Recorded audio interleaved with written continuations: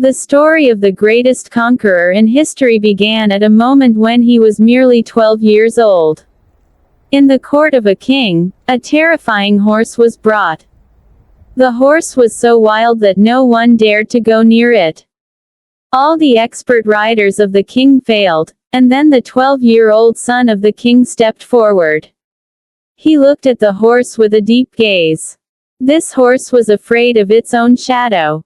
The boy immediately turned the horse's face towards the sun, gently patted its neck and, before a blink, mounted the horse and took control of it. The king said in amazement, "Greater than, my son, this small kingdom is too little for you, you will conquer the whole world." This same boy became the greatest conqueror of history, whom we know today as Alexander the Great. In today's video, we will tell you that Alexander the Great sat on the throne at the age of just 20. At 25, he crushed the world's largest Persian empire. And by the age of 32, he had become the most powerful man in the world. When Alexander was just 13 years old, his father entrusted him to the world's greatest philosopher, Aristotle. Aristotle did not just teach him philosophy, but also expanded his thinking.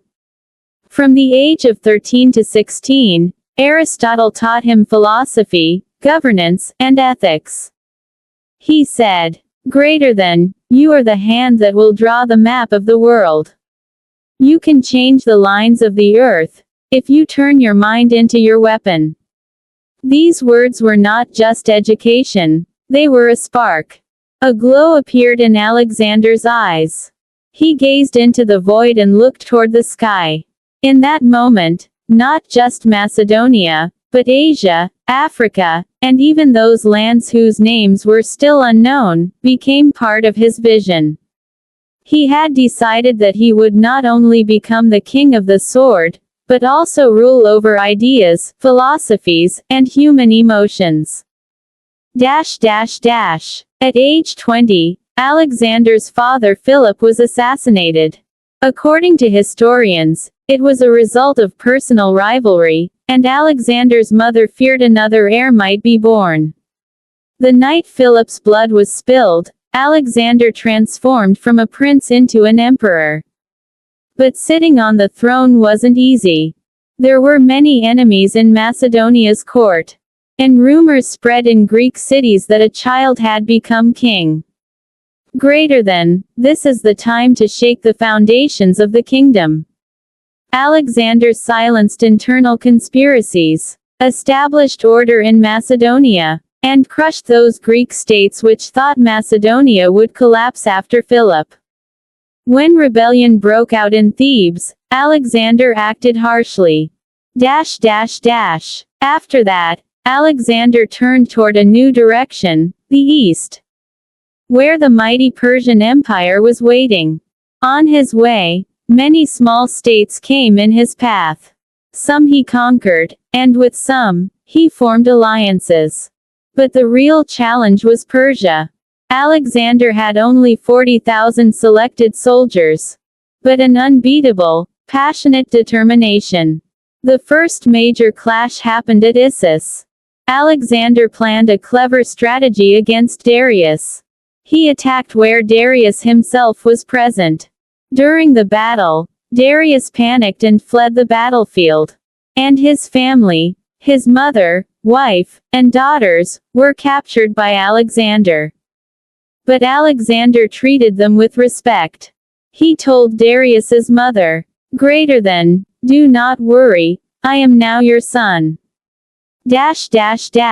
After defeat, Darius tried to gather another army. He sent a letter to Alexander saying, "Greater than, let's divide the world. You take the west, I'll keep the east."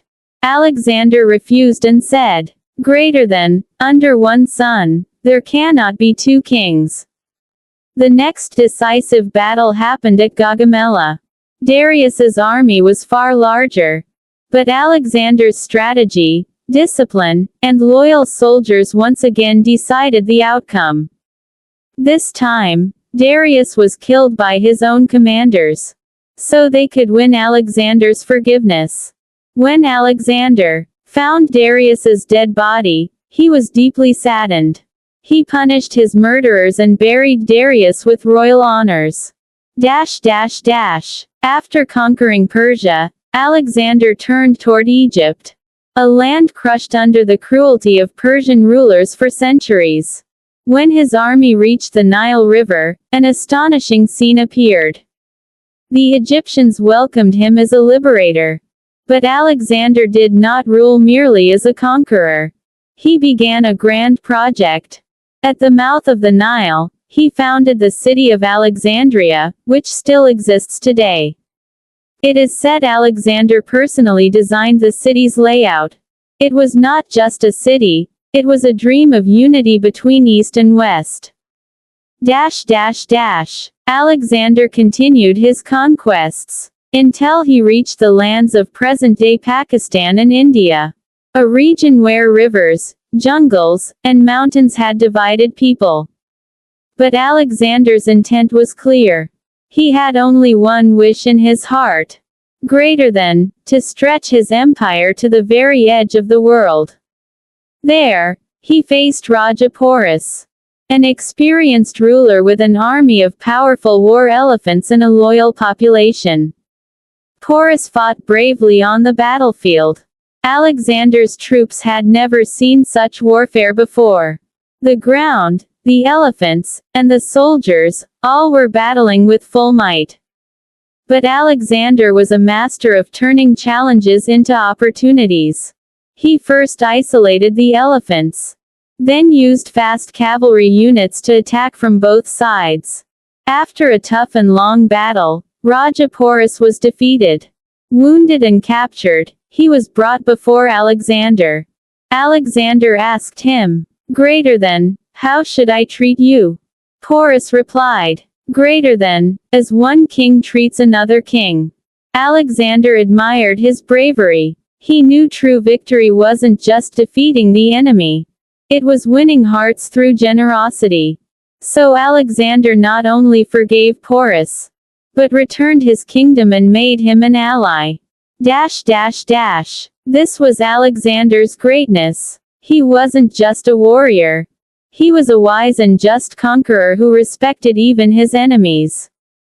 By that time, Alexander's empire included Mesopotamia's fertile lands, Persia's vast empire, Afghanistan's rugged mountains and tribal regions, and the Indian subcontinent. He had left an unforgettable mark on the world map. But when he announced to march further east toward the Ganges River, for the first time, his soldiers refused to go forward. Alexander tried to convince them, saying, "Greater than, we have conquered half the world. What lies ahead will make us rulers of all." But after years of campaigning, the soldiers' eyes no longer held the shine of victory, but the longing for home. Alexander accepted their decision from his heart. He married princesses from Persia, Afghanistan, and Central Asia. Not for pleasure, but to unite cultures. After conquering half the world, on his way back from India, he reached Babylon, now in Iraq, where he fell ill with a mysterious fever. At just 32 years old, a mysterious illness took the life of the world's greatest conqueror, before he could ever return to his homeland, Macedonia. From uniting people to winning hearts, Alexander was not just a sword wielder. He was a conqueror of minds and wisdom. Thus, a young man who became king at 20, wrote a chapter of history that the world still remembers today, by the name of Alexander the Great.